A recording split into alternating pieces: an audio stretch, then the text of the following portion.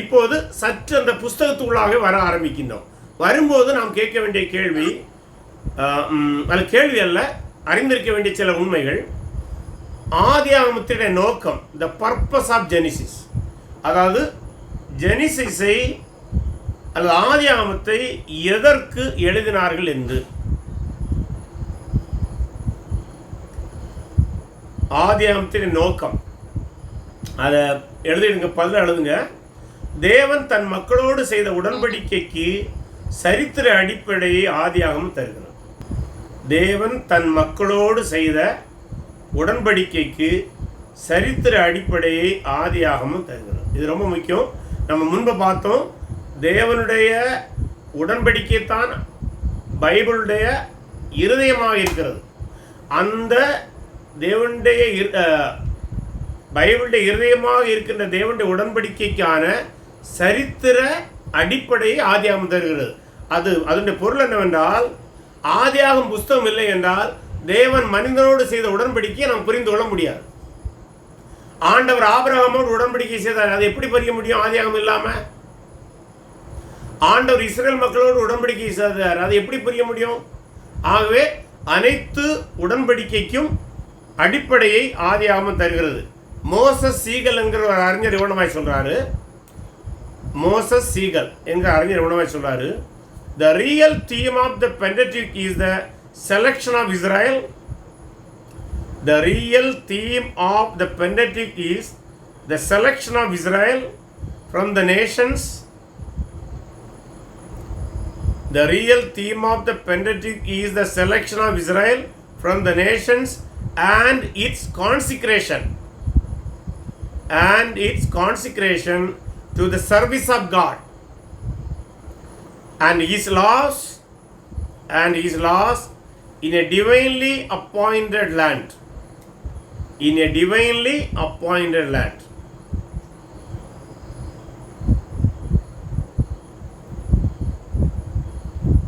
சரியா? ஆகவே ஆதியாகமத்தின் நோக்கம் இதுதான். தேவன் மனிதனோடு செய்த உடன்படிக்கைக்கான சரித்திர அடிப்படை தருவது. இன்னும் சொல்வதானால், யாத்ராம நூலில் வரும் வரலாற்று நிகழ்வுகளுக்கான முன்னுரையை ஆதியாகமம் தருகிறது. இப்போ பாருங்க, ஆதியாகமம் இல்லாமல் நம்ம யாத்ராமத்தை புரிய முடியாது. எல்லாம் புரிஞ்சுங்க, ஆதியாகமம் இல்லாமல் யாத்ராமத்தை புரிய முடியாது. அப்போ யாத்ராகமம் வரலாற்று நூல் என்றால் நம்ம என்ன லாஜிக் கன்க்ளூஷன் வரணும்னா, ஜெனிசிஸ் இஸ் ஹிஸ்டாரிக்கல் தான், அந்த ஆர்குமெண்ட் தான் நம்ம வரணும். சரி, அடுத்தது இது சார்ந்த இன்னொரு கருத்து. இந்த ஆதியாகமத்தினுடைய புஸ்தகத்திலே 2 எதிர் நிகழ்வுகள் தொடர்ச்சியாக பதிவாகியுள்ளன. 2 எதிர் நிகழ்வுகள். அதில் ஒன்று, தேவனுடைய படைப்பின் ஒழுங்கு அதன் உச்சகட்டத்தில் மனிதனை ஆசீர்வதிப்பதில் முடிகிறது. தேவனுடைய படைப்பின் ஒழுங்கு அதன் உச்சகட்டத்தில் மனிதனை ஆசீர்வதிப்பதில் முடிகிறது. இது முதல் பாயிண்ட். இதற்கு நேர் எதிரான பாயிண்ட் இரண்டாவது என்னவென்றால், மனிதனின் பாவத்தால் உண்டான ஒழுங்கீனம் மூலம் பெருவெள்ளம் மற்றும் பாபேல் சிதறடிப்பு ஆகிய 2 சாபங்கள் உண்டாயின. ஒரு பக்கம் தேவன் ஆசீர்வதித்தது வருகிறது, மறுபக்கம் அதுக்கு நேர் எதிராக தேவனுடைய சாபமும் அங்கே இருக்கிறதை காட்டுகிறது. ஆகவே இவ்வண்ணமாக மனிதனுடைய நற்பண்புகள் சீரழிந்த நிலையிலே தேவன் மனுக்குலத்தை ஆசீர்வதிப்பதற்காக ஒரு குறிப்பிட்ட இன மக்களை அல்லது ஒரு குறிப்பிட்ட குடும்பத்தை தேர்ந்தெடுத்து இந்த சாபம் நிறைந்த உலகத்தை ஆசீர்வதித்தார் அல்லது ஆசீர்வதிக்க திட்டம் கொண்டார் என்று பார்க்கிறோம். இதுதான் ஆதியாகமத்துடைய நோக்கம். அடுத்ததாக ஆதியாகமத்துடைய சிறப்பு கூறுகள். இந்த ஆதியாகமத்துடைய சிறப்பு கூறுகள் என்பது வேறொன்றுமல்ல, ஒரு விதத்திலே இந்த நோக்கத்தை சற்று விரிவுபடுத்தி சொல்வதாம். அது வேறொன்றுமல்ல, ஒரு பக்கம் தேவனுடைய ஆசீர்வாதம் இருந்து கொண்டே இருக்கிறது, மறுபக்கம் தேவனுடைய சாபம் இருந்து கொண்டே இருக்கிறது. இந்த ரெண்டையும் தேவன் எவ்வண்ணமாக உலக சரித்திரத்திலே காண்பிக்கிறார் என்பதுதான் இந்த ஆதியாகமத்துடைய சிறப்பு கூறாக இருக்கிறது. அதை தமிழில் நான் வாசிக்கிறேன். ஒரு இது ஆதியாகம புஸ்தகத்தின் சிறப்பு கூறுகள் ஆசீர்வாதம் மற்றும் சாபம். வாக்களிக்கப்பட்ட ஆசீர்வாதம் மூதாதையருக்கு ஒரு சந்ததியை கொடுக்கும், அல்லது பிராக்கெட்டில் வித்தை கொடுக்கும். அந்த சந்ததிக்கு ஒரு தேசம் கொடுக்கப்படும். அடுத்து அதை தொடர்ந்து சாபம் சந்ததிக்கு இழப்பையும் மற்றும் தேசத்தை சுதந்திரிக்க தடையாகவும் இருக்கும். சாபம் சந்ததிக்கு இழப்பையும் மற்றும் தேசத்தை சுதந்திரிக்க தடையாகவும் இருக்கும். பிற்காலத்தில் வந்த தீர்க்கதரிசிகளும் வரலாற்று நூலை எழுதியவரும்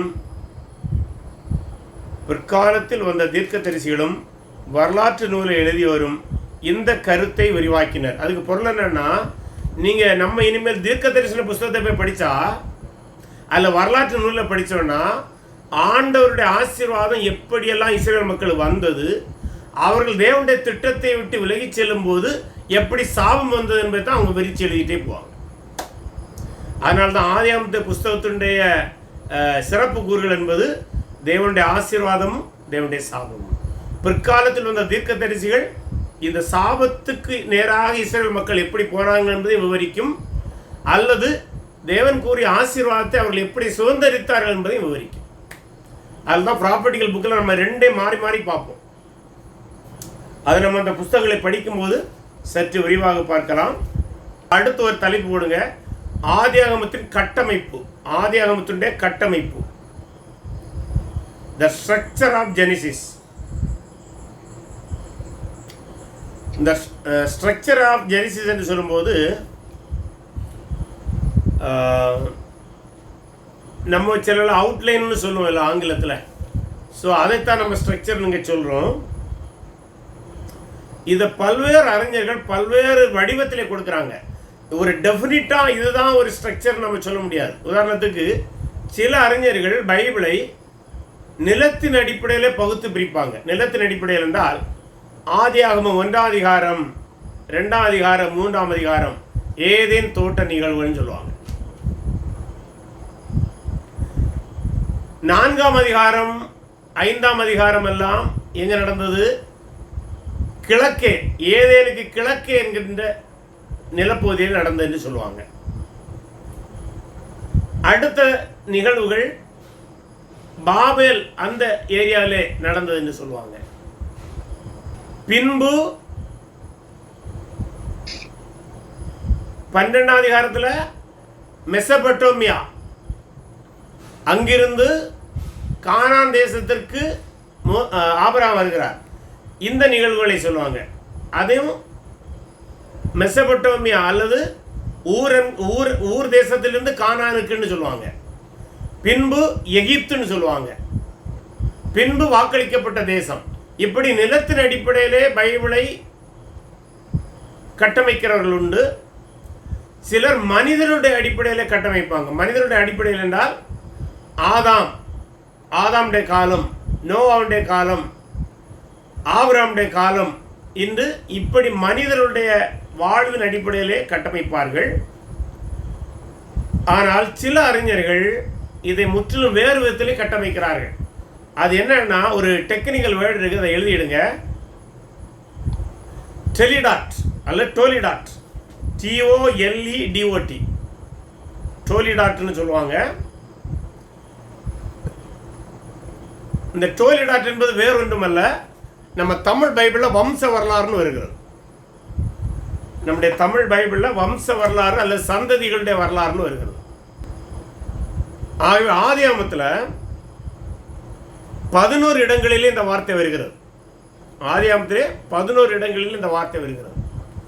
ஆகவே அதன் அடிப்படையில் இதை 12ஆக பிரிப்பாங்க. அந்த 12 தொகுப்பை நான் உங்களுக்கு சொல்கிறேன், நீங்கள் முதல்ல எழுதுங்க. 1 படைப்பு, வசன பகுதி ஆதியாகமம் 1:1 தொடங்கி ஆதியாகமம் 2:1 முடிய. ஆதியாகமம் 1:1 தொடங்கி ஆதியாகமம் 2 3 முடிய. இப்போ உங்களுக்கு ஞாபகம் வருகிறது ஆதியாகமம் 1:1 முதல் 2:3 வரை என்ன வருகிறேன்னு? படைப்பு. இப்போ ரெண்டாவது எழுதுங்க. ரெண்டாவது வானம் பூமியின் வம்ச வரலாறு. வானம் பூமியின் வம்ச வரலாறுல வானம் பூமியின் வரலாறு போடுங்களா? வானம் பூமியின் வரலாறு. நீங்க இப்ப பைபிள் கையில பைபிள் இருக்குதா? அதுல பைபிளை நீ கையில வச்சிருங்க. ஆதியாகமம் 2ஆம் அதிகாரத்துக்கு வாங்க. 4ஆம் வசனத்தை படிங்க. தேவனாகிய கர்த்தர் பூமியையும் வானத்தையும் உண்டாக்கின நாளிலே வானமும் பூமியும் சிருஷ்டிக்கப்பட்ட வரலாறு இவைகளே. புரியுதுங்களா? இந்த 4ஆம் வசனத்துல இந்த டோலிடாட்ங்கிற வார்த்தை வருகிறது. ஆனா இதுல ஒரு சிறப்பம்சம் என்னன்னா, இந்த வரலாறு இதற்கு முன்பு உள்ளதுடைய வரலாறை சொல்லுது, அடுத்து வரப்போற வரலாறுடைய தொடக்கமாகவும் இருக்கிறது. சரியா? ஏன்னா இந்த டோலிடாட்ங்கிற வார்த்தை 1ஆம் அதிகாரம் 1 தொடங்கி 2ஆம் அதிகாரம் 3 வரை வரல, அதுக்கு பின்பு தான் வருகிறது. ஆனால் முதல் இடத்துல வரும்போது அது முன்னுள்ள வரலாற்றையும் பின்னுள்ள வரலாற்றையும் தொடர்படுத்துகிறது. நம்ம இங்க கவனிக்கணும் பாருங்க. வரலாறுன்னு அது சொல்லுது, புராணம் என்று அது சொல்லவில்லை, கட்டுக்கதை என்று சொல்லவில்லை. அது ரொம்ப முக்கியமானது. புரிஞ்சுல உங்களுக்கு? ஆகவே வரலாறுங்கிற வார்த்தை வருகிறது. வானமும் பூமியின் வரலாறு அது 2:4 தொடங்கி 4:26 வரை எழுதிடுங்க. 2:4 தொடங்கி 4:26 வரை. சரியா? அடுத்தது 5:1 வாருங்க. 5:1 வாங்க. முதல் வசனத்தை படிங்க. ஆதாமின் வம்ச வரலாறு. ஆதாமின் தோலிடாட். கரெக்ட். ஆதாமின் டோலிடாட். சரி, ஆக்சுவலா சில இங்கிலீஷ் கமெண்ட்ரியில் அப்படிதான் இருக்கும். டோலிடாட் ஆஃப் ஆடாம், டோலிடாட் ஆஃப் ஆடாம் தான் வரும். சரியா? Very good. சரி, அப்போ 3ஆம் பாயிண்ட் எழுதுங்க. ஆதாமின் வரலாறு 5:1 முதல் 6:8 வரை.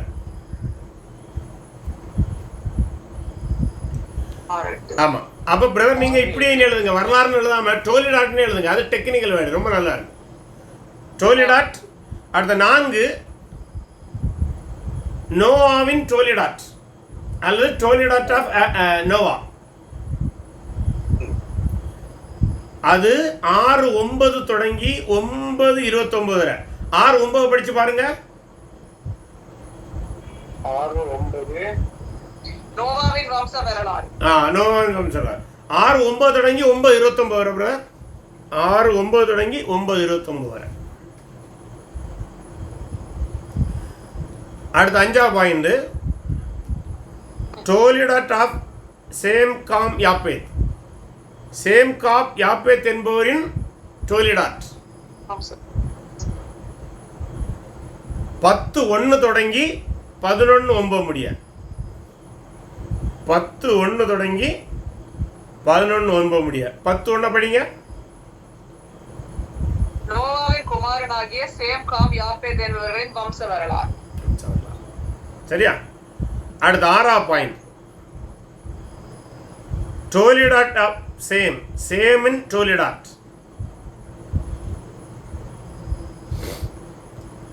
11:10 தொடங்கி 26 முடிய. 11 அதிகாரம் 11 10ஆம் வசனம் தொடங்கி அதே அதிகாரம் 26 முடிய. வம்ச வரலாறு ஜலப்பிரளயம் உண்டான ஆண்டு 2 வருஷத்துக்கு பின். சரி, அது வம்ச வரலாறு. அடுத்த 7 டோலிடாட் ஆஃப் தேரா. தேராகுவின் டோலிடாட். ஆதியாகமம் 11:27 தொடங்கி 25:11 வரை. ஆதியாகமம் 11:27 தொடங்கி 25:11. அதில் 11:27 படிங்க. 11:27 வம்ச வரலாறு. வம்ச வரலாறு. மறுபடி தொடர்ச்சியா போ. சரி, அடுத்தது 8ஆவது பாயிண்ட் டோலிடாட் ஆஃப் இஸ்மாயில். இஸ்மவேலின் டோலிடாட் 25:12 தொடங்கி 18 முடிய 6 வசனம் தான். 25:12 தொடங்கி 18 முடிய. 25:12 படிங்க. சாராளுடைய அடிமைப்பட்டாகிய எகிப்து தேசத்தால் ஆகார் ஆபிரகாமுக்கு பெற்ற குமாரனாகிய இஸ்மவேலின் வம்ச வரலாறு. வம்ச வரலாறு. சரி, ஓகே. அடுத்து 9. டோலிடாட் ஆஃப் ஐசக். ஈசாக்கின் டோலிடாட். ஈசாக்கின் வம்ச வரலாறு. 25:19 தொடங்கி 35:29 முடிய. 25:19 தொடங்கி 35:29 முடிய. 25:19 படிங்க. 11 ஏசாவு வம்ச வரலாறு வருகிறது. ஆனால் சற்று விரிவாக வரும். அதனால அந்த டோலிடாட் என்ற வார்த்தை அங்கே இருக்கு. அதனால அதை பிரித்து எடுத்துக்கிறாங்க. அது எழுதுங்க. 11 ஏதோமியரின் சந்ததி சந்ததியினரின் டோலிடாட். ஏதோமியரின் சந்ததியினரே டோலிடாட். 36:9 தொடங்கி 37:1 வரை. 36:9 படிங்க. அதுல இருந்து வம்ச வரலாறுன்னு வராது, சந்ததின்னு வரும். படிங்க. சேயீர் மலையில் இருக்கிற ஏதோமியருடைய தகப்பனாகிய ஏசாவின் சந்ததிகள். சந்ததியினர். ஸோ அதுவும் டோலிடாட்னு தான் அவங்க அறிஞர்கள் அந்த வார்த்தையை பகுக்கிறாங்க. சரி, 12ஆம் பாயிண்ட். யாக்கோபின் டோலிடாட் டோலிடாட் ஆஃப் ஜேக்கப். 37:2 தொடங்கி ஆதியாகமம் 37:2 தொடங்கி 50:26 முடிய. 50:26 கடைசி வசனம். கடைசி அதிகாரம் கடைசி வசனம். 37:2. இதில் 37:2 படிங்க. யாக்கோபுடைய சந்ததியின் வரலாறு. யோசேப்பு 17 வயதிலே தன் சகோதரனுடைய ஆடுகளை மேய்த்துக் கொண்டிருந்தார். ஓகே. அந்த பின்கால் சேர்ந்தால் தன் தகப்பனுடைய மர்மாக்கியம் தொடர்பு. அது தந்துடலாம். இப்போ இதுதான் இந்த புஸ்தகத்தை ஆக்சுவலாக இந்த கட்டமைப்பை சில யூத அறிஞர்கள் தான் சொல்கிறாங்க. இப்போ நம்ம படித்தது கிறிஸ்தவருடைய கட்டமைப்பு என்பதை விட பல யூத அறிஞர்களுடைய கட்டமைப்பாக இது இருக்கிறது. கிறிஸ்தவ அறிஞர்கள் இதை பல்வேறு விதங்களிலே கட்டமைக்கிறாங்க. அது பிரச்சனை கிடையாது. நம்ம ஒவ்வொரு கமெண்ட்ரி எடுத்து பார்த்தீங்கன்னா ஒவ்வொரு விதமாக இது கட்டமைச்சிருப்பாங்க. அதனால தவறு ஒன்றும் இல்லை. ஒரு பொதுவான புரிந்து கொள்ளுதல் இருந்தால் போதும். நம்முடைய நோட்டில் கூட வேறொரு கட்டமைப்பாக போட்டுக்கிறோம். அதனால குழப்பமடைய தேவையில்லை. சரியா? இப்போ ஒரு சின்ன ஒரு க்ளூ. இப்போ இந்த ஒவ்வொரு கட்டமைப்பில் இருக்கிற முக்கியமான நிகழ்வுகளை நீங்கள் சொல்ல முடியுமா? நமக்கு என்ன ஹவு வி அண்டர்ஸ்டாண்ட். முதல் கட்டமைப்பில் படைப்பு 1:1 தொடங்கி 2:3 வரை என்னெல்லாம் முக்கிய சம்பவம் வருது சொல்லுங்களா? பைபிளை கையில் வச்சிருக்கலாம், தவறு ஒன்றும் இல்லை. படைப்பை பற்றி வருது எப்படி? அதாவது கிரியேஷன். படைப்பு இருக்கிற. Okay, right.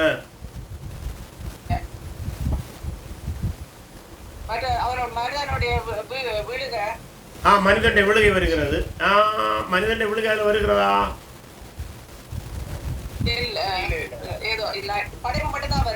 1:1 தொடங்கி 2:3 உள்ளதான் மட்டும்தான் சொல்லணும். 1:1 தொடங்கி 2ஆம் அதிகாரம் 3க்குள்ள உள்ள நிகழ்வுகளை மட்டும் சொல்லணும். படைப்பு பற்றி வருகிறது. மனுஷனுடைய படைப்பு, பூமியினுடைய படைப்பு, எல்லா சிருஷ்டிகளுடைய படைப்பு. அதுல முக்கியமான நீங்க கரெக்டா சொன்னீங்க. இன்னும் ஒண்ணு மட்டும் நீங்க சொல்லல, முக்கியமானது நான் சொல்றேன்.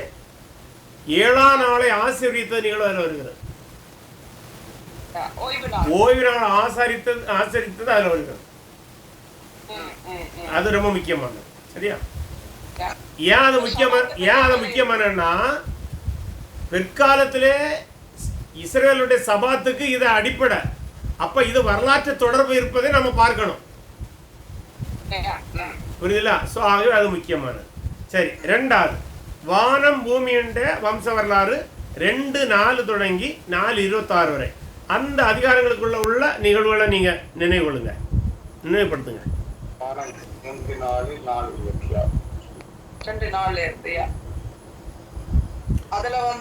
2:4 தொடங்கி 4:26 4:26 வெளியில போயிறாங்க.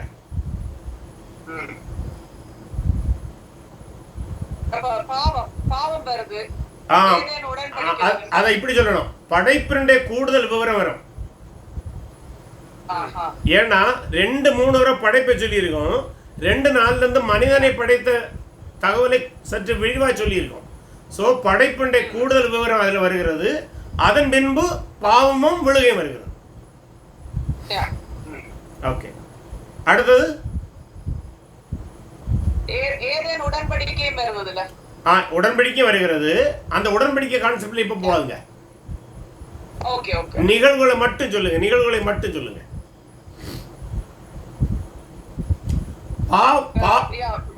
பாவம் சந்ததிக்கு விரிவடைதல் வருதா? ஆதாமுடைய பாவம் காயின் ஆபேலுக்கு போறது வருதா? அது வருகிறது.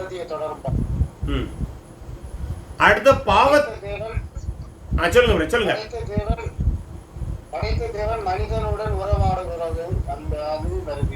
அது வருகிறது. வெரி குட், அது வருகிறது. மனிதன் தேவனோடு உறவாடுகிற நிகழ்வு வருகிறது, ரொம்ப முக்கியமானது. அடுத்தது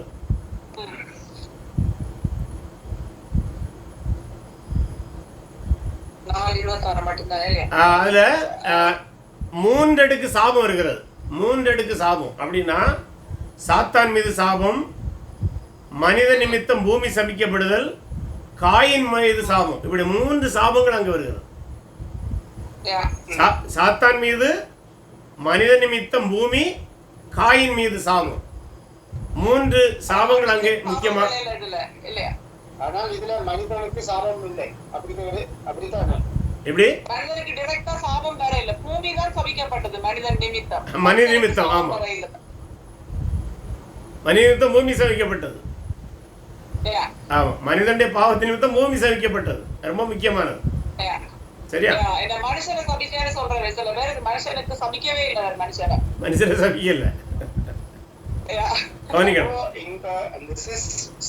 சிருஷ்டியெல்லாம் இறங்கிட்டு வந்து இருப்பது என்ற வசனம் வந்து இயேசு கிறிஸ்து வரும்போது இந்த சாபம் வந்து விடுதலை ஏற்படுது. எந்த நிமித்தம் அது சபிக்கப்பட்டிருக்கிறதால தானே சிருஷ்டி எல்லாம் இறங்கி தவிக்குதுன்னு வரும். கரெக்ட், நீங்க சொன்ன சரிதான், கரெக்ட். அது கிறிஸ்து வரும்போது அது முழுவதுமாய் மாற்றப்படும். அப்பதான் பூமி நல்ல கனிகளை கொடுக்கும், மீண்டும் ஏதேனை போன்ற ஒரு சூழலுக்கு மாற்றப்படும்.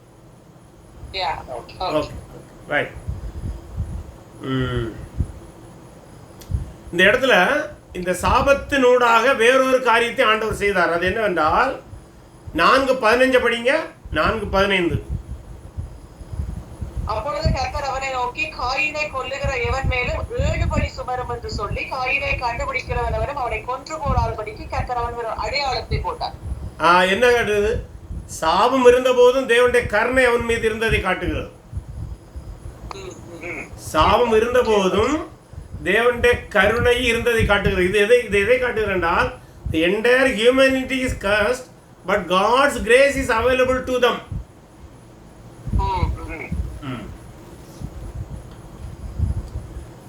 அடுத்தது 4ஆம் அதிகாரம் 26ஆம் வசனத்தை படிங்க.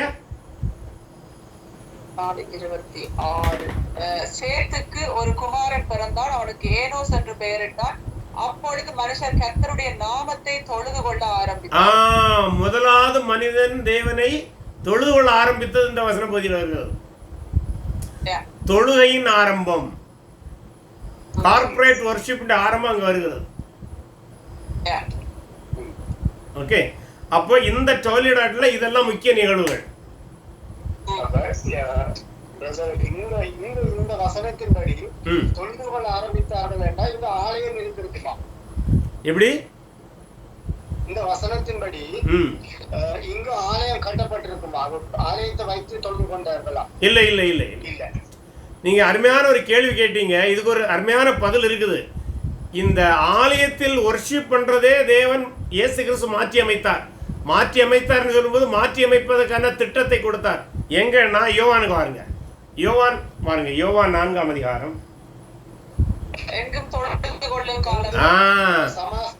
பாருங்க, சமாரிய ஸ்திரீ என்ன சொல்றா?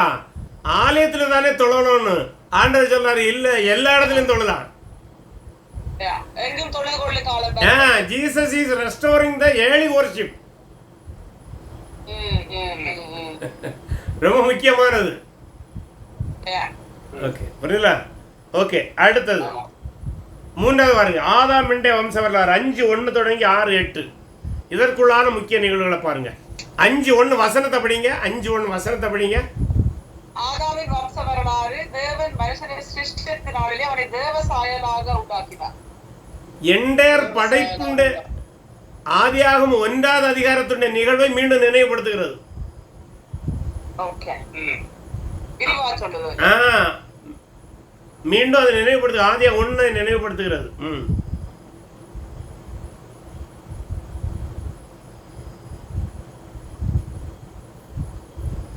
வம்ச வரலாறுகளை சொல்லுது. அதுல வந்து யார் யாரை பெற்றது அது வருகிறது. அந்த வரலாறு பகுதி யாருக்கு வரலாறு வர போகிறது? நோவாவோட வரலாறு வர போகிறது.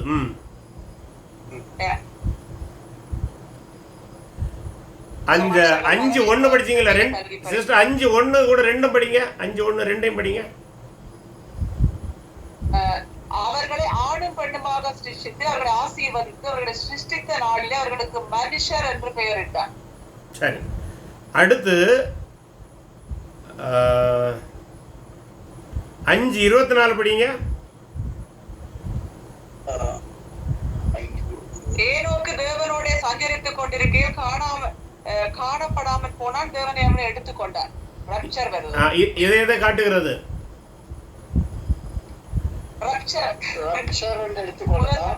அதாவது இன்னொரு காரியத்தை நம்ம பார்க்கணும். இந்த 5லிருந்து 6ல பாவம் பெருகி கொண்டே வருகிறது. பாவம் பெருகி கொண்டு வருகிற இடத்துல அங்கே ஒரு மனிதனுக்கு தேவன் ஒரு நம்பிக்கையை கொடுக்கிறார் என்றால் இது எதிர்காலத்தில் சபை எடுத்துக்கொள்ளப்படுவதற்கும் ஒரு முன்னதிகா கொண்டாடையாளம்.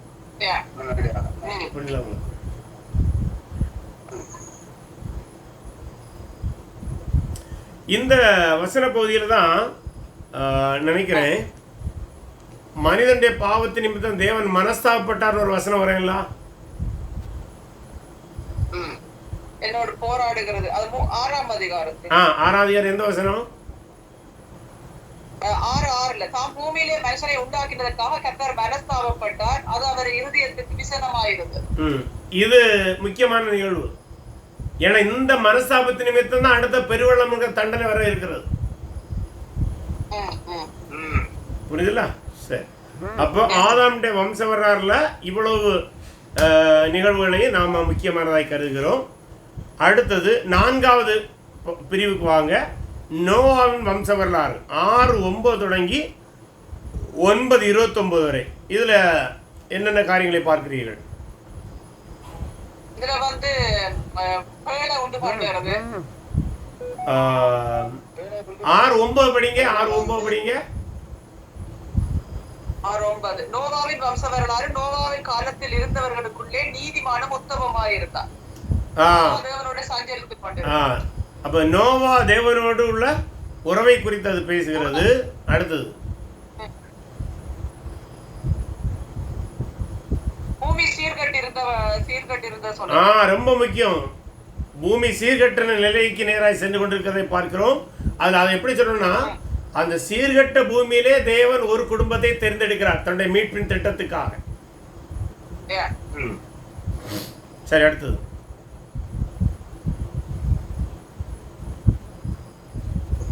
பேழப்பட்ட சொல்றது. பேழை எப்படி காப்பாற்ற இது அடையாளம் வந்து சபைக்கு அடையாளமா இருக்கலாமா?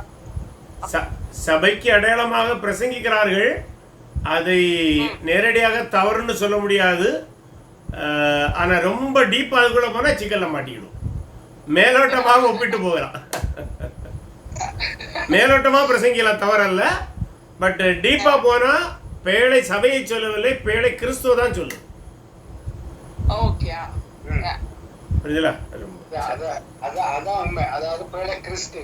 கிறிஸ்துவோட ஒப்பிடலாம் சபை. ஆனா அநேகர் சபையோட தான் ஒப்பிடுவாங்க.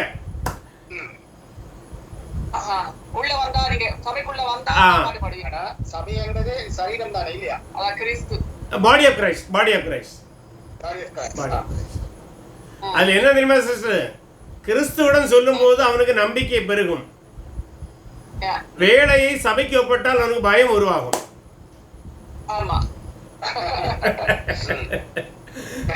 ஆமா. ஏன்னா சபை விட்டு வெளியில போனா நரகத்து போயிருவோம்னு பிரசங்கம் பண்ணிடுவாங்க.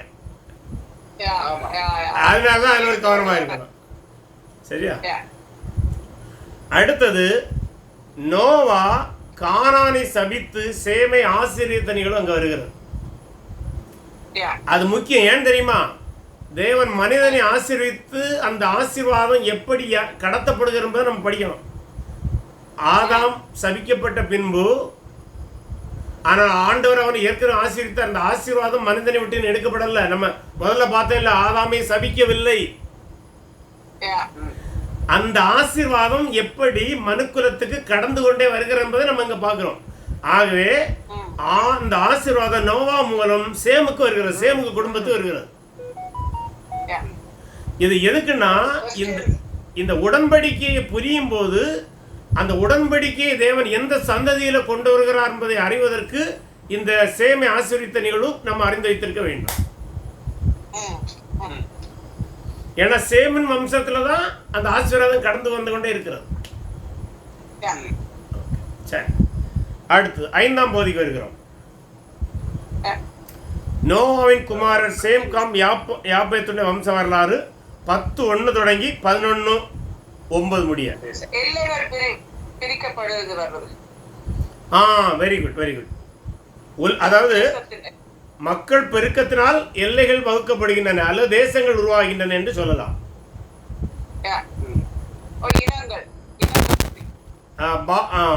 பாபேல் சிதறடிக்கப்படுகிறது. பாபேல்ல சிதறடிப்பு உண்டாகிறது. அந்த கோபுரம் கட்டுதல் எல்லாம் தெரியுங்களா? பாஷைகள் உருவாக்கம் முக்கியமானது. பாஷைகள் உருவாக்கம் முக்கியமானது. அது அதுக்குள்ளதான் வருதா? கவனிங்க, அந்த 11:9 பாஷை உருவாகுதா? சற்று கவனிங்க. பூமியெங்கும் வழங்கின பாஷையை கர்த்தர் அவ்விடத்தில் தாறுமாறாக்கினபடியினால் அதன் பெயர் பாபேல் என அழைக்கப்படும். பூமியெங்கும் வழங்கின பாஷை, அப்ப பாஷை என்பது ஒரே ஒரு மொழி தான். சரி சரி, ஓகே ஓகே, கரெக்ட் கரெக்ட். சரி சரி, அடுத்து 6வது பாயிண்ட். சேமுடைய வம்ச வரலாறு 11:10 தொடங்கி 26 முடிய.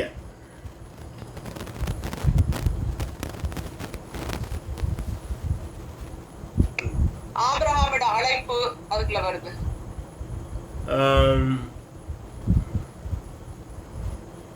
இல்ல, 11:10 தொடங்கி 26 முடிய. 26 அவசரம் முடிய. 11:10 தொடங்கி 11:10 தொடங்கி 11:26. 11:10 தொடங்கி 11:26 வம்ச வரலாறு தான் சொல்லுது, தேராகு மட்டும்.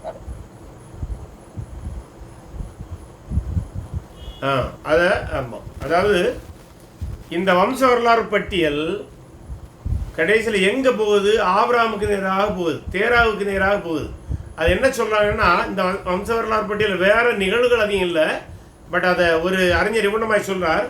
சபிக்கப்பட்ட உலகை அப்படியே விட்டுவிடாமல் ஒரு மனிதனை தெரிந்தெடுத்து உலகை ஆசிரிப்பதற்கான திட்டத்தை நோக்கி இந்த வம்ச வரலாறு பட்டியல் செல்கிறது. புரியுதா? சபிக்கப்பட்ட உலகை அப்படியே விட்டுவிடாமல் ஒரு மனிதனை தெரிந்தெடுத்து உலகை ஆசிரிப்பதற்கான திட்டத்தை நோக்கி இந்த வம்ச வரலாறு பட்டியல் செல்கிறது. சரி, அடுத்து 7 தேராகுவின் வம்ச வரலாறு 11:27 முதல் 25:11. இதில் உள்ள சம்பவங்களை சொல்லி. ஆபிரகாமுடைய அழைப்பு, சரி கரெக்ட். ஆபிரகாமுடைய அழைப்பு மற்றும் ஆபிரகாமுக்கு கொடுத்த ஆசீர்வாதம். அடுத்தது அவனுடைய சந்ததி மூலம் முழு உலகுக்கும் உள்ள ஆசீர்வாதம் ரொம்ப முக்கியம். அவனுடைய சந்ததியாகிய கிறிஸ்து மூலம் தான் நமக்கு ஆசீர்வாதம். ஆகவே ஆபிரகாம் கொடுத்த ஆசீர்வாதம் மிக மிக முக்கியமானது. எனக்கு அநேகர் கேட்பாங்க, ஆண்டவர் எதனால ஆபிரகாம் மட்டும் ஆசீர்வதித்தாருன்னு. அப்படியே இல்லை, ஆபிரகாம் மூலம் நமக்கு ஆசீர்வாதம் வரணும் தான் ஆண்டவர் சொன்னாரே தவிர ஆபிரகாம் மட்டும் ஆசீர்விப்பேன்னு சொல்லல. இல்லையா? ஆபிரகாமை மட்டும் ஆசீர்விப்பேன்னு ஆண்டவர் சொல்லல. உன்னை ஆசீர்விப்பேன், உனக்குள் உலகம் எங்கும் ஆசீர்வதிக்கப்படும். உனக்குள் வம்சங்கள் எல்லாம் ஆமாம், வம்சங்கள் எல்லாம் ஆசீர்வதிக்கப்படும். சரி, ரைட். அடுத்து 8வது பாருங்க. இஸ்மவேலின் வம்ச வரலாறு 25:12 தொடங்கி 18 முடிய.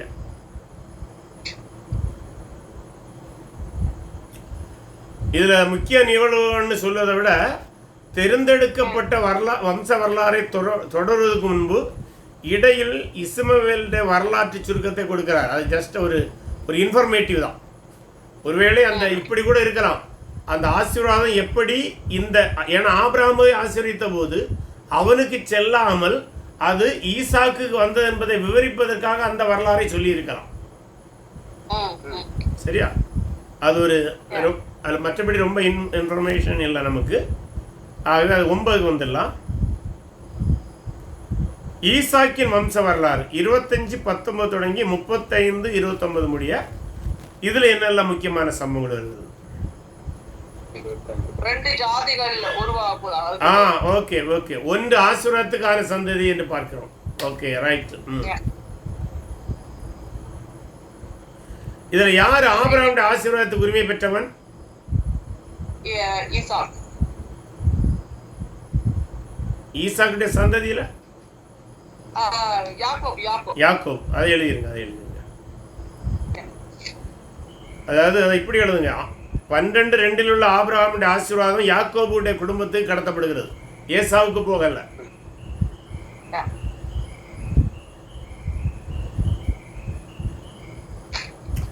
அதுல ஒரு குறிப்பு எழுதிடுங்க. ஒரு அறிஞர் இவனமா சொல்றாரு, யாக்கோபு விசுவாசம் உடையவனாக இருப்பினும் ஆபிரகாம் போல் இல்லாமல் விசுவாசத்துடன் தத்தி நடக்கிறான்.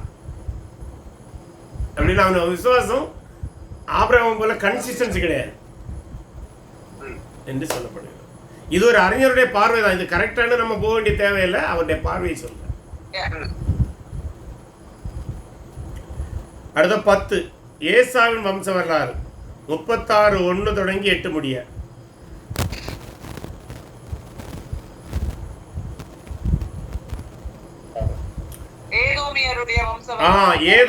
ஏதோமியருடைய மூதாதையராக வருகின்றான். அவனுடைய 3 மனைவிகள் 5 பிள்ளைகளுடைய பட்டியல் அது தருகிறது. அது ரொம்ப முக்கியமானது. அது எழுதிடுங்க. கடைசி வசனம் நினைக்கிறேன். 8ஆம் வசனம் படிங்க. ஆதலால் ஏசா சேயீர் மலையிலே குடியேறினான். ஏசாவுக்கு ஏதோம் என்று பெயர். அதுல முக்கியமா ஒரு வசனம் இருக்குன்னு நினைக்கிறேன். யாக்கோபை விட்டு பிரிந்துன்னு ஒரு வார்த்தை வரும். 6ஆம் வசனம் படிங்க. ஏசா தன் மனைவிகளையும் தன் குமாரரையும் தன் குமாரத்திகளையும் தன் யாவரையும் தன் ஆடு மாடுகளையும் விட்டு ஆர்த்தி முழுவதையும் சேர்த்து கொண்டு தன் சகோதரனாகிய யாக்கோபை விட்டு பிரிந்து வேறே தேசத்துக்கு போனான். இது ரொம்ப முக்கியம். ஏன் தெரியுமா? ஏசா தன்னுடைய சிரேஷ்ட புத்திர பாகத்தை வித்து போட்டான், அப்படிதானே? ஆமா. அதன் பின்பு அவன் அதை டிஸ்பியூட் பண்ணல. ரொம்ப ஞானமா தன்னுடைய தம்பிக்கு தொந்தரவு கொடுக்காம தான் தம்பியோடு செய்த உடன்படிக்கை நினைத்து விலகி போயிடறான். அது ரொம்ப முக்கியமாகும்.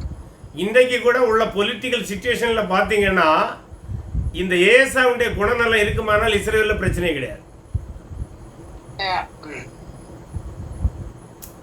புரியுதுல்ல? இது தேவன் யாக்கோபு கொடுத்த எதை என்பதை அவன் அறிந்து தன்னுடைய உடன்படிக்கை நினைத்து அவன் எந்த பிரச்சனையும் பண்ணாம போயிடறான். இதுதான் என்றைக்குமே இஸ்ரேல் பிரச்சனைக்கு தீர்வு. ஆனா நான் கேள்விப்பட்டிருக்கேன், யாக்கோபு மறுபடியும் இஸ்ரேலுக்கு வரும்போது ஏசா சந்திக்க வருவது இவனோட தர்க்கம் பண்ணுகிறதுக்காண்டி வருவதாக தான் எனக்கு விளக்கம் கொடுத்திருக்காரு. ஆனா இதன்படி பார்த்ததுக்கு அப்படி அல்ல. ஆனா தேவன் பேசினோட தர்க்கம் பண்ணாம போறான். தேவன் இடைப்பட்டவர் தானே. ஆமா, அதாவது அவன் பிரச்சனைக்கு வருகிறதாக நம்ம கருதுகிறோம். ஆனா அந்த முடிவில் அவன் பிரச்சனை பண்ணல. பிரச்சனை பண்ணல, அன்பா தான் இருக்கிறாங்க. அது கவனிக்கணும்.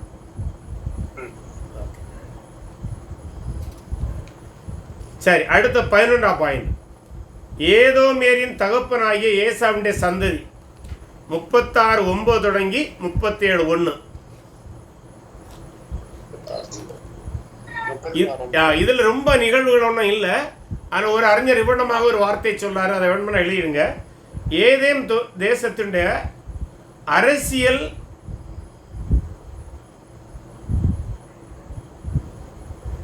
முக்கியத்துவத்தை இப்போதைக்கு கூறுகிறது. அவங்க எவ்வளமான பிரபுக்கள் ஆட்சி முறை வைத்திருந்தாங்க என்பதை அது சொல்வதை தவிர மற்றபடி அதில் வேற தியாலஜிக்கல் சிக்னிஃபிகன்ஸ் எதுவும் இல்லை. அடுத்து 12வது மற்றும் இறுதி பகுதிக்கு இருக்கிறோம். யாக்கோபுடைய சந்ததி வரலாறு 37:2 தொடங்கி 50:26 வரை. இதில் ஏராளமான நிகழ்வுகள் இருக்கிறது. என்றாலும் முக்கியமான ஒரு சில நிகழ்வுகளை சொல்லி பாருங்களா. யோசேப்பு எகிப்துக்கு கொண்டு போகப்படுறது. ரைட்டு. இஸ்ரவேலர்கள் எகிப்துக்கு போறது எல்லாம் அது பெரிய பெரிய நிகழ்வுகள் அது முக்கியமான இது எப்படி நீங்க எழுதணும்னா, யோசேப்பு சகோதரனின் தீய திட்டத்தின் மூலம், யோசேப்பு சகோதரனுடைய தீய திட்டத்தின் மூலம், யோசேப்பு சகோதரனுடைய தீய திட்டத்தின் மூலம், யோசேப்பு சகோதரனின் தீய திட்டத்தின் மூலம் தேவன் தனது திட்டத்தை நிறைவேற்ற சித்தம் கொண்டார்.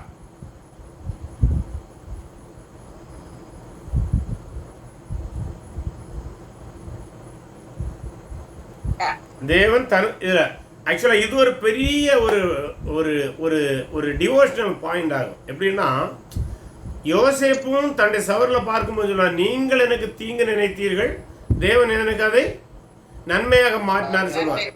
இதை நம்ம லைஃப்பில் அதை எப்படி எடுக்கிறேன்னா, உலகம் நமக்கு தீங்கு நினைக்கலாம், தேவன் நமக்கு அந்த தீங்கை வைத்தே நமக்கு ஆசீர்வாதத்தை தருவார். அது பெரிய உலகம் நமக்கு தீங்கு நினைக்கலாம், ஆனால் உலகம் எதை நமக்கு தீங்காக நினைத்து செய்ய விரும்புகிறதோ அந்த தீங்கை ஆசீர்வாதமாக மாற்றும் வல்லமை தேவனுக்கு உண்டு.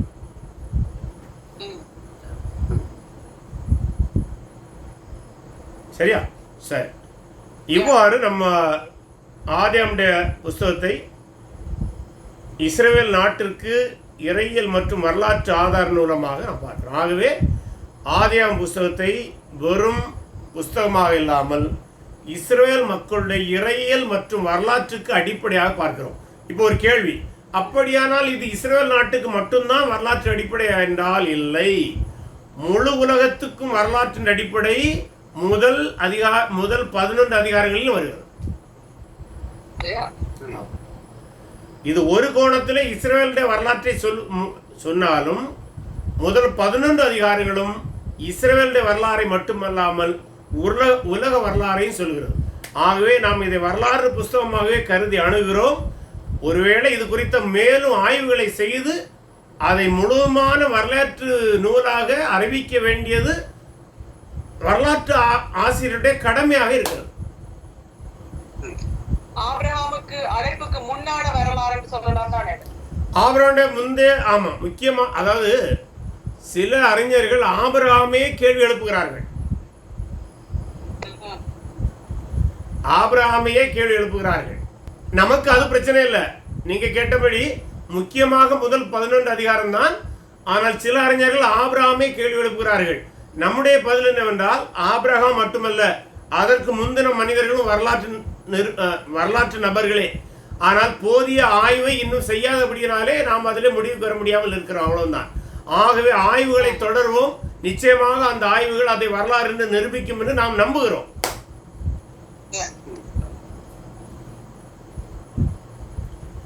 வேறு கேள்விகள்? மனித அடிப்படையில சொன்னீங்க கட்டமைப்பு, அது எரான்னு சொல்லாம, அதாவது ஆடாமிக் எரா, நோவா எரா, எப்படி அந்த அப்படி பிரிக்கிற டிஸ்பென்சேஷன்ல பிரிக்கிறவங்கள அதை சொல்லாம மனித அடிப்படையில பிரிக்கிறோம். அது ஒரு பிரிவு எடுக்கலாம், தவறுண்டும் இல்லை. ஆமா, அதான் சொல்லலாம். அந்த டிஸ்பென்சேஷன்ல பிரிக்கும் போது நம்ம என்டையர் பைபிளை பிரிக்கிறோம். இது ஒன்லி பிலாங் ஆதியாமத்தை மட்டும் நம்ம பிரிக்கிறோம். ஓகே, புரியுதா? இங்க வந்து அந்த கட்டமைப்பு பேஸ்ட் ஆன் ஹிஸ்டரி ஒன்லி ஆதியாகமம். மற்றபடி நம்ம எந்த நூலையுமே எந்த அடிப்படையிலும் பிரிக்கலாம்.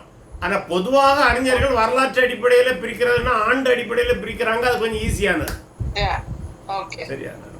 ஆதியாமத்தோட நோக்கம் வந்து தேவன் தன்னுடைய சொந்த ஜனங்களுடன் உடன்படிக்கை பண்ணியிருக்க இல்லையா?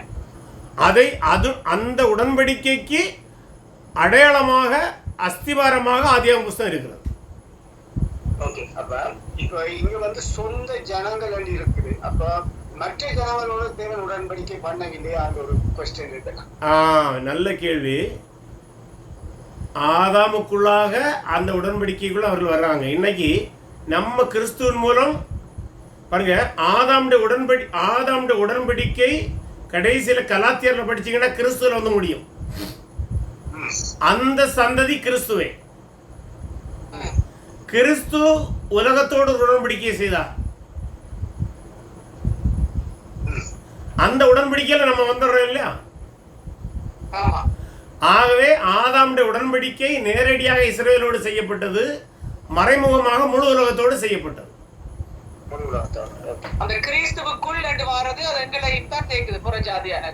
கிறிஸ்துவுக்குள் என்று சொல்லும் போது இட் இன்க்ளூட்ஸ் எவ்ரி ஜெனரேஷன், எல்லா தேசத்தையும் சொல்லும். கிறிஸ்துவை ஏற்றுக்கொண்டாலும் ஏற்றுக்கொள்ளாட்டியும் அந்த உடன்படிக்கையில இருக்கிறார். கிறிஸ்துவை அது சிலர், நல்ல கேள்வி, சிலர் என்ன சொல்லுவாங்கன்னா கிறிஸ்துவை ஏற்றுக்கொள்ளாமல் இருந்தாலும் அவள் உடன்படிக்கைக்கு உள்ளாக இருக்கிறார் என்று கருத வருகிறார்கள். ஆனால் என்ன சொல்றாங்கன்னா உடன்படிக்கையை அவர்கள் புறக்கணித்த நிமித்தம் அவர்கள் விரும்பிய உடன்படிக்கையை வெளியில போறாங்க. அதாவது தேவன் முழு உலகத்தோடு உடன்படிக்கை செய்ய தயார், ஆனால் உடன்படிக்கையை முறித்து விட்டு அங்க வெளியில போறாங்க. அதான் சிக்கல். அதாவது ஆண்டவர் ஆதாமை ஆசீர்வதிச்சார். உடன்படிக்கை முறிச்சது யாரு? ஆதாம். அதே அந்த நிலை தான் இன்னைக்கு. பாவம் ஏற்பட்ட பிறகுதான் பெண்ணுக்கு ஒரு பிரசவ வேதனை வருது. பிரசவ வேதனை வந்து பாவத்தின் ஒரு என்ன சொல்றது, பாவத்தின் விளைவு வந்து ஏற்றுக்கொள்ளலாம் இல்லையா? பிரசவ வேதனை வந்து பாவத்தின் விளைவு என்று வச்சுக்கலாமான்னு கேக்குறேன். அந்த வசன போதியை படிங்க, அந்த வசன போதியை படிங்க. கர்ப்பவதியா இருக்கும் போது வேதனையை மிகவும் பெருக பண்ணுவேன். வேதனை மிகவும் பெருக பண்ணா இருக்குது. வேதனையோடு பிள்ளை பெறுவாய். இருக்கலாம். இதுல ஒரு நல்ல ஒரு கதை இருக்கு. நம்ம அந்த எட்டியாலஜின்னு படிச்சோம்ல, அப்போ பெண்ணுக்கு எதனால் பிரசவ வேதனை வருகிறங்கிற ஒரு கேள்வி எழுந்தபோது இப்படி ஒரு கதையை கட்டமைத்தார்கள் தான் சிலர் சொல்ல வருகிறாங்க. இதை வேறு சிலர் என்ன சொல்றாங்கன்னா பெண் அடிமைத்தனத்திற்கு இதை சான்றாக எடுக்கிறாங்க அப்படின்னு ஒரு கருத்து இருக்கிறது.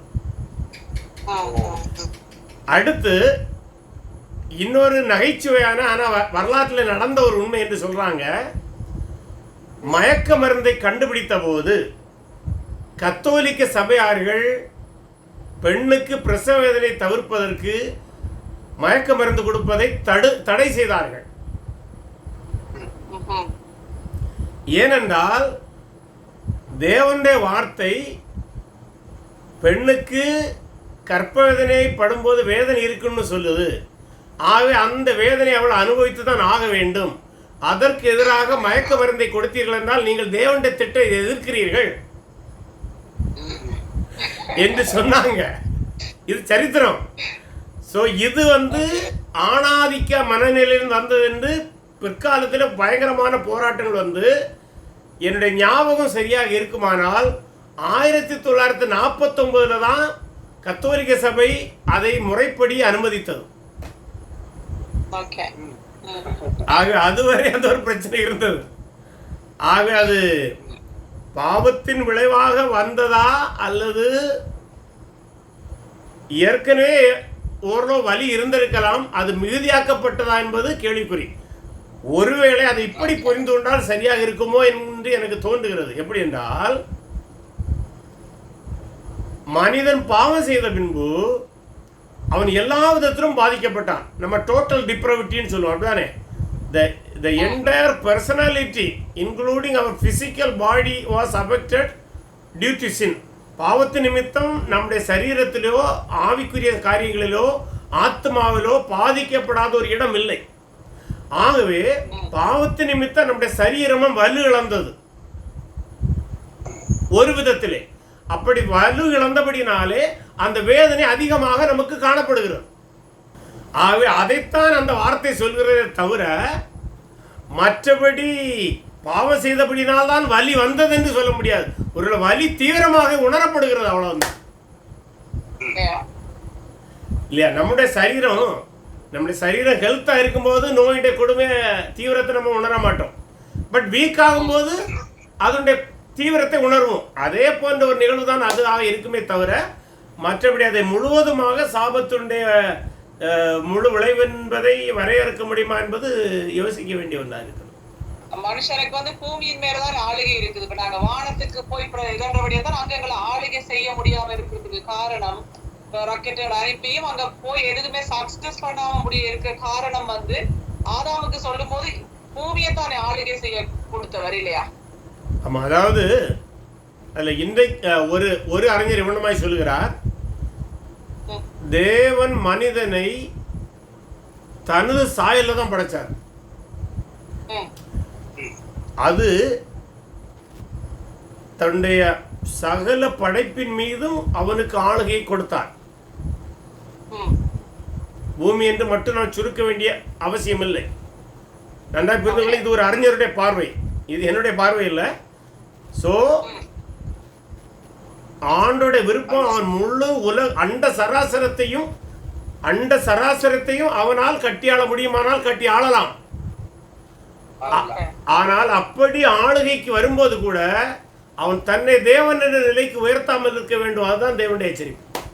ஏன்னா ஆதாம்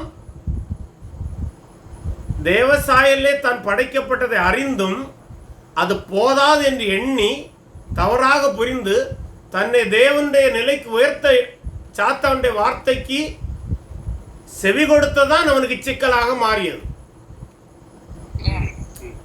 ஆகவே எந்த 26வது வசனத்துல சொல்லுது பிரதர், அந்த பூமி அனைத்தையும் பூமியின் மேல் ஊறும் சகல பிராணிகளையும் ஆளக்கடவர்கள் என்றார். அவர் என்னிடத்தின் மேல் ஆளுகை கொடுத்திருக்கிறார் என்று இருக்குதான் இதுல. அது வந்து சிம்பாலிக்கா தானே. ஏன்னா நீங்க அதை மட்டும் பார்க்க வேண்டாம். என்ன இல்ல, மனுஷனை ஆளை சொல்லி ஆண்டவர் கட்டளை இடவில்லை. மனுஷனை ஆளை சொல்லி கொடுக்கவில்லை. மனுஷனை ஆளு. வெரி குட், நல்ல ஒரு கேள்விக்கு வந்தீங்க. இந்த ஒருவேளை நீங்க கேள்விப்பட்டிருக்கீங்க, காட் மேட் இன்ஸ்டிடியூஷன் படிப்பீங்க. தேவன் 3 நிறுவனங்களை அமைத்தார். முதல் நிறுவனம் குடும்பம், 2வது நிறுவனம் அரசு, 3வது நிறுவனம் சபை. ஆகவே மனிதனை ஆளுவது தேவனுடைய திட்டத்துக்கு உட்பட்டு ஆளும்போது அது தேவனுடைய அங்கீகாரம் பெற்றதாகத்தான் இருக்கிறது. ஏன்னா நம்ம முழு பைபிளையும் படிக்கும்போது அதிகாரங்களை ஏற்படுத்துகிறவர் நான் என்று அவர் சொல்றார் இல்லையா? ஆனால் இதில் ஒரு நுட்பமான ஒரு ஏரியாவை நம்ம கவனிக்க வேண்டியது, இஸ்ரவேலரை அவர் தியோக்ரசி மூலம் ஆள விரும்புகிறார். மற்றபடி மனுக்குலத்துக்கு மனிதனை ஆளுவதை அவர் ஒரேடியாக தடை செய்யவில்லை. ஆகவே அந்த காட்ஸ் நிறுவனங்கள்ல God made family as a first institution, second institution is a human government, third is family. இதுல இன்னொரு காரியத்தையும் நம்ம மனதில் வைத்துக் கொள்ள வேண்டும். அதுதான் மிக மிக நுட்பமான ஒரு காரியம். குடும்பத்தின் மூலம் நல்ல தலைவர்களை உருவாக்க தேவன் சித்தம் கொண்டார். துரதிர்ஷ்டவசமாக முதல் குடும்பமே அதிலே தோல்வி அடைந்தது.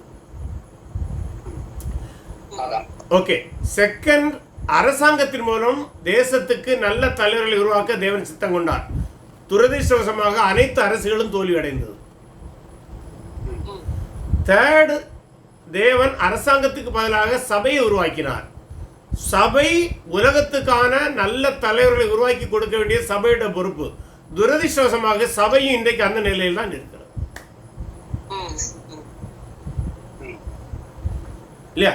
சபை தலைவர்களை உருவாக்கி குடும்பத்துக்கு கொடுக்கணும், சபை தலைவர்களை உருவாக்கி நாட்டுக்கு கொடுக்கணும், சபை தலைவர்களை உருவாக்கி சபைக்கு கொடுக்கணும். ஆனால் இன்னைக்கு சபை என்ன செய்யுது? சபையிலிருந்து நல்ல குடும்ப தலைவர்கள் வரவில்லை, சபையிலிருந்து நல்ல ஆட்சி தலைவர்கள் வரவில்லை, சபையிலிருந்து நல்ல சபை தலைவர்கள் வரவில்லை. வேதனையாக இருக்கிறது பார்க்கும்போது. சர்ச்சுக்கு ரெஸ்பான்சிபிலிட்டி, அதாவது ஃபேமிலி ஃபெயில் ஆச்சுது, கவர்மெண்ட் ஃபெயில் ஆச்சுது, சர்ச்சு தான் ஆண்டவர் இன்னைக்கு வச்சிருக்கிற நிறுவனம். குடும்பத்துக்கும் தேசத்துக்கும் சபைக்கும் தலைவர்களை உருவாக்குவது தான் சபையுடைய பிரதான பணி. ஆனால் சபை தோல்வி அடைந்திருக்கிறது என்பது வேறு. சபையும் ஃபெயில் ஆகிட்டு எடுத்துக்கலாமா? சபை ஃபெயில் ஆகி கொண்டிருக்கிறன்னு எடுக்கணும். ஏன்னா அந்த 7 நிருபங்கள் இருக்கிற சபைக்கு எழுதிய 7 நிருபங்களும் ஒரு சபையை பற்றி ஆண்டவர் கூறியிருப்பார். அப்ப சபையும் ஃபெயில் எடுத்துக்கலாம். அதான் சபை ஃபெயிலாகி விட்டதுன்னு இருக்காங்க. சபை தோல்வியின் இறுதி நிலைக்கு நேராய் போய் கொண்டிருக்கிறது. ஏன்னா நல்லா புரிஞ்சுங்க, இந்த இறுதி நிலையில தான் கிறிஸ்து கடைசியில கொஞ்சம் வேற எடுக்கிறது. எதனால? எப்படி பாவம் பெருகிய போது நோவாவை எடுத்தாரோ அதுபோல பாவம் உச்சகட்டத்தில் போய் சபையுடைய தோல்வி இறுதி கட்டத்துக்கு வரும்போது சபை எடுத்துக்கொள்வார். அதனால்தான் தோல்வி அடைந்து விட்டதுன்னு முழுமையா நம்ம சொல்ல வேண்டாம். இறுதி தோல்விக்கு நேராக வேகமாய் போய்கொண்டிருக்கிறது.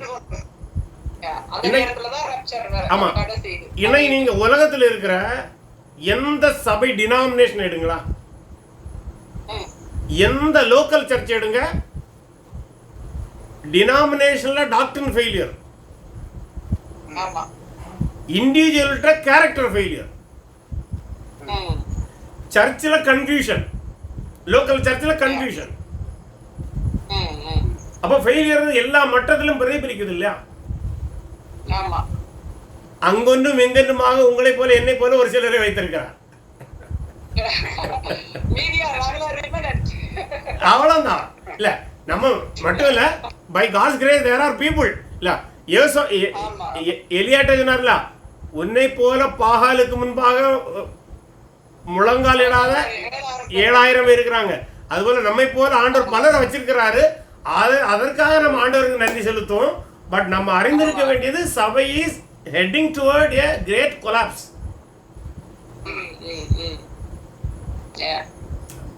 இதுல தான் நம்ம, அதனால தான் சபையில நல்ல தலைவர்களை உருவாக்குவது தான் உண்மையான எழுப்புதல். நல்லா புரியுங்க. நிச்சயமா நிச்சயமா வசனத்தை அறிவிக்கிறது மூலம் எழுப்புதல் உண்டாகி நல்ல தலைவர்கள் உருவாக வேண்டும். அந்த தலைவர்கள் ஆமா ஆமா வசனத்தை போதிப்பது மூலம் தான் நல்ல மனிதன் உருவாங்க, நல்ல சமூகம் உருவாங்க. அதுல தான் நல்ல தலைவன் உருவாகும். இன்னைக்கு இன்டர்நேஷனல் பொலிட்டிக்கல் சிச்சுவேஷனை பாருங்க. எந்த நாட்டில் நல்ல லீடர் இருக்கிறாங்க? அது சபைக்கு ஃபெயிலியர் ஒரு விதத்தில். புரியுதுல? ஸோ அது விகற்று நம்ம அதை சொல்லலாம். நம்மால் இயன்ற அளவில், நமக்கு தேவன் தந்திருக்கிற கிருபையின் அளவில் நல்ல தலைவர்கள் உருவாக்குவதற்காக நாம் ஜெபிக்க வேண்டும், கற்றுக் கொடுக்க வேண்டும்.